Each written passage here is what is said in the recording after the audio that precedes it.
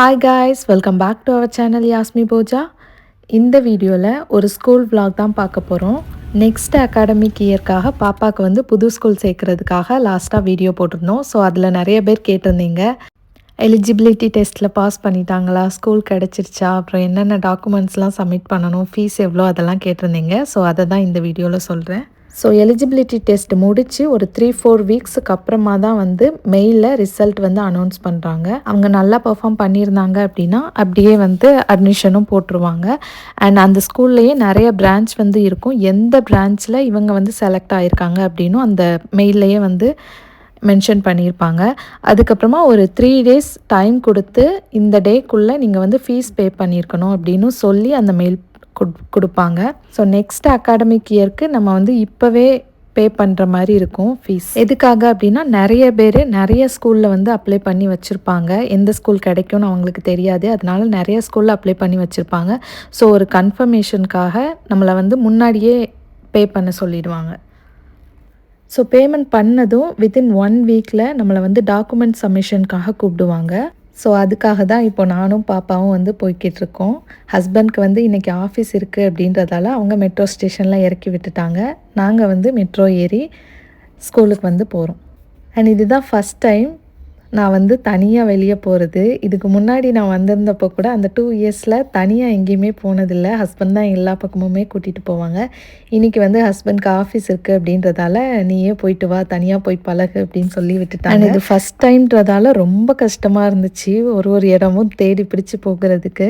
And மெயில்லையே வந்து எங்கே வரணும் அப்படின்னு மென்ஷன் பண்ணியிருந்தாங்க. ஊட்மேத்தா கேம்பஸ் வரணும் அப்படின்னு சொல்லியிருந்தாங்க. எனக்கு வந்து ஊட்மேத்தா அப்படின்னு ஒரு ஏரியா இருக்கிறதே இது வரைக்கும் எனக்கு தெரியாது. நானும் ஸ்கூலில் ஆடிட்டோரியம் மாதிரி அதுவும் ஒரு கேம்பஸ் போல் அங்கே போகணும் அப்படின்றது தான் மென்ஷன் பண்ணுறாங்க அப்படின்னு நினச்சேன். ஹஸ்பண்டும் வந்து அந்த போல்ட் லெட்டரில் இருக்கிறத சரியாக பார்க்கல போல்.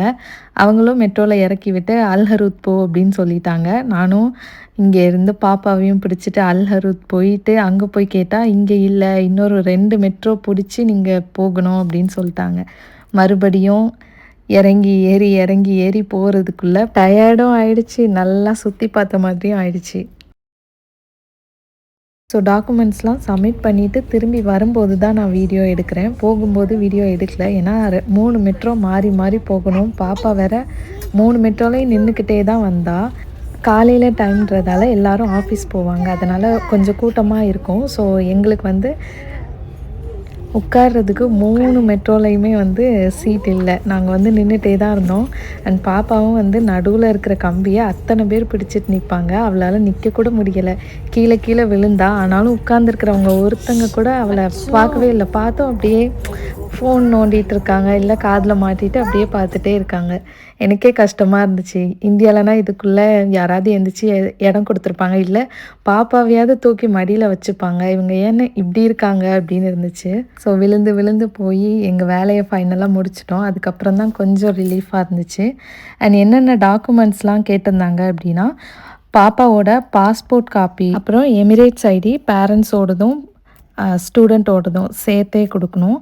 அதுக்கப்புறமா பர்த் சர்டிஃபிகேட்டில் அட்டாஸ்டேஷன், நம்ம இந்தியாவிலேருந்து வரோம் அப்படின்னா அட்டாஸ்டேஷன் வாங்கி தான் இங்கே கொண்டு வந்து சேர்க்கணும்.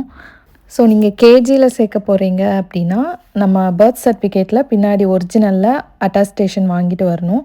அங்கே ஸ்கூல் படிச்சுட்டு அப்புறமா இங்கே வந்து கண்டினியூ பண்ணுறாங்க அப்படின்னா டிசிலையும் வந்து பின்னாடி அட்டாஸ்டேஷன் வாங்கிட்டு வந்து இங்கே வந்து கொடுக்கணும். அங்கே படிச்சுட்டு இங்கே ஒரு ஸ்கூலில் முடிச்சுட்டு இன்னொரு ஸ்கூலுக்கு போகிறாங்க அப்படின்னா அந்த இப்போ படிச்சுட்ருக்க ஸ்கூலோட மார்க் ஷீட் வந்து கண்டிப்பாக சப்மிட் பண்ணணும்.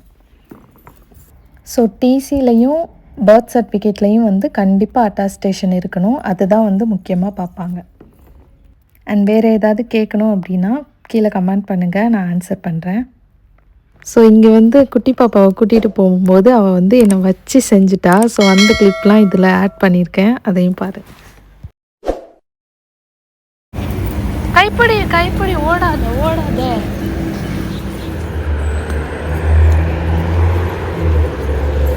ஐயோ,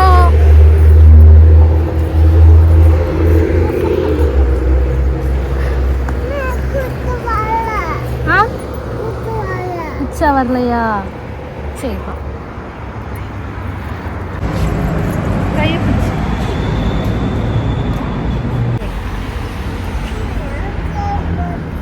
வயிறு பசிக்குதா? ஒரு சிக்கன் சமோசா சாப்பிட்டேன், ஒரு வாட்டர்மெலன் ஜூஸ் சாப்பிட்டேன், கொஞ்சம் பிஸ்கெட் சாப்பிட்டேன். வேறு உனக்கு பனானா பஜ்ஜி வாங்கி வச்சுருக்கேன். வா சாப்பிட்லாம், வா சாப்பிட்லாம், வா சாப்பிட்லாம். பனானா பஜ்ஜி வா, வா பனானா பஜ்ஜி வாங்கி தரேன். என் பேக்கில் இருக்கு, வா. வேண்டாமா? என்ன வேணும்? பண்ணியா? என்ன பண்ணி? ஆ சரி வாங்கி தரேன், வா. அந்த பக்கம் கார் வருது, இந்த பக்கம் வா.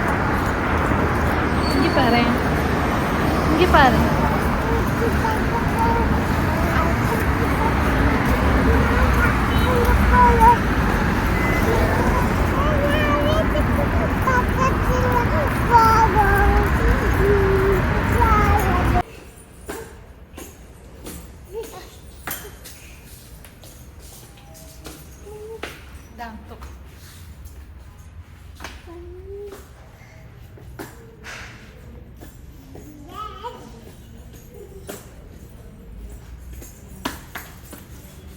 அண்ட் இங்கே வந்து எவ்வளோ சாக்லேட் இருந்தாலும் நம்ம 5 ஸ்டார் மன்ச் பார்க்கும்போது டெம்ப்ட் ஆகுது. இந்தியாவில் இருக்கும்போது எங்கள் கடையில் அவ்வளோ சாக்லேட்ஸ் இருக்கும். நான் எதுவுமே சாப்பிட மாட்டேன். ஒரு ₹5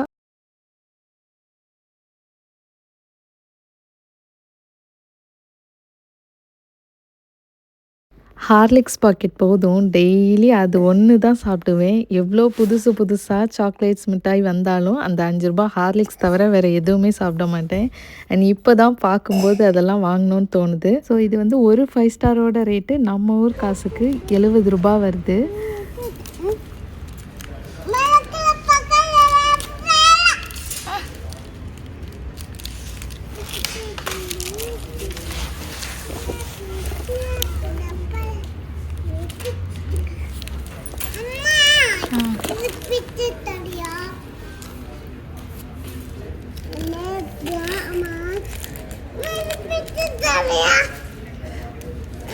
இங்கே பாரு, இங்கே இந்த ட்ரெயினில் வச்சு சாப்பிடக்கூடாது, தெரியுமா உனக்கு?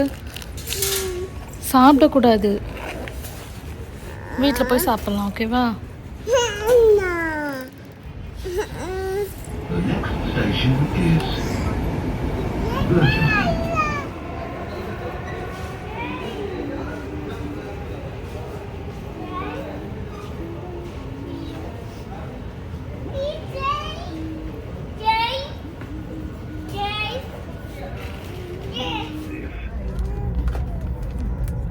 இப்போ விழுந்துருவேன்.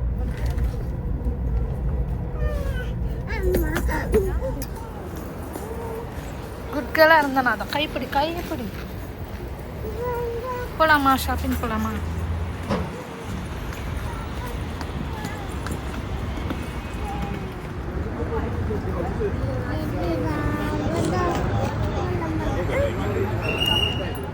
அண்ட் மெட்ரோவில் இருக்கும்போது இன்னொன்று என்ன பண்ணா அப்படின்னா, நாங்கள் நின்றுட்டு இருக்கும்போது எங்கள் பக்கத்தில் ஒரு பொண்ணு உட்காந்துருந்தாங்க. நல்லா மேக்கப் பண்ணி சன்கிளாஸ் வந்து போட்டிருந்தாங்க. பிளாக் கலர் கிளாஸ் போட்டிருந்தாங்க. பாப்பா என்ன பண்ணா அப்படின்னா, அவங்கள கூப்பிட்டு என்னையும் கூப்பிட்டு, "அம்மா இங்கே பாரும்மா, இவங்களுக்கு கண்ணு தெரியல" அப்படின்னு சொல்லிட்டா. நல்ல வேளை அவங்களுக்கு தமிழ் தெரியாததால ஓகே, இல்லைன்னா காலையிலேருந்து சாப்பிடவே இல்லை. ஒரு 7 மணிக்கு கிளம்புனோம். டைம் வந்து இப்போ 10:30 ஆகுது. பாப்பாவுக்கு மட்டும் அடிக்கடி கடையில் வந்து ஒன்று ஒன்றா வாங்கி கொடுத்துட்ருந்தேன். ஏன்னா இதுக்கு மேலே நடக்க மாட்டேன் அப்படின்னு அடிக்கடி கொஞ்சம் இடத்துல உட்காந்துடுறா. நம்ம வீட்டில் இருக்கும்போது கூட சாப்பாடு கொடுத்தாலே சாப்பிட மாட்டா, எனக்கு பசிக்கலைன்னு. அங்கே வந்து ஒரு 5 மினிட்ஸ்க்கு ஒரு டைம் அம்மா பசிக்குது அம்மா பசிக்குதுன்னு ரோட்லேயே அப்படியே உட்காந்துடுறா. அண்ட் எல்லாம் வாங்கி கொடுத்துட்டு இப்போ வந்து சரி ஷாப்பிங் போகலாம் அப்படின்னு சொல்லிட்டு பக்கத்தில் மெட்ரோ பக்கத்துலேயே போகணும்.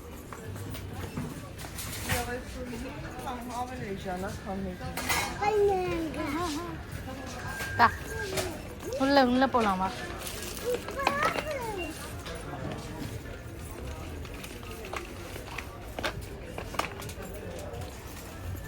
இங்கே வா.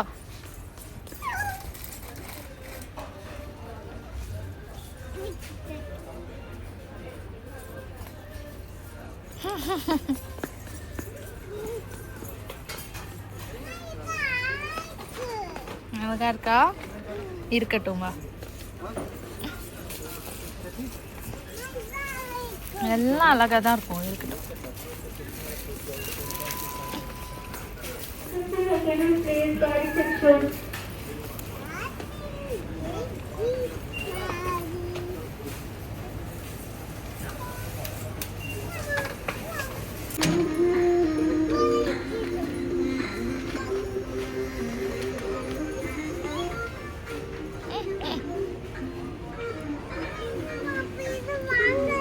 இங்கே பாரு, முன்னாடி வாங்க. இங்கே முன்னாடி வா. இங்கே பாரு.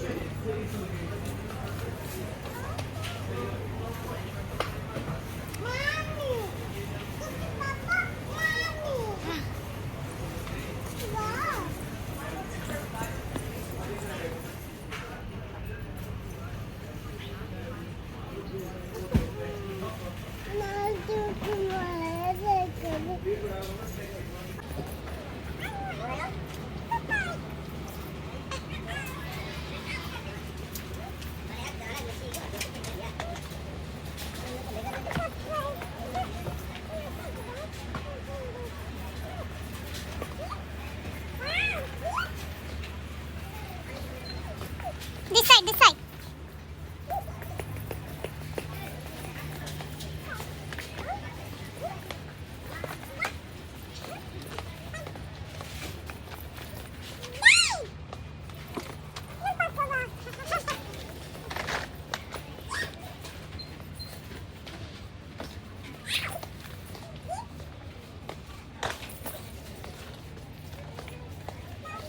அப்புறமா ஷாப்பிங் முடிச்சுட்டு நாங்கள் வந்து டாக்ஸி பிடிச்சி வீட்டுக்கு போகிறோம்.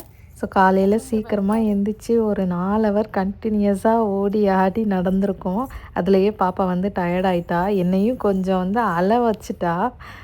ஸோ இப்போ வந்து டயர்டாகி தூங்கிட்டாங்க.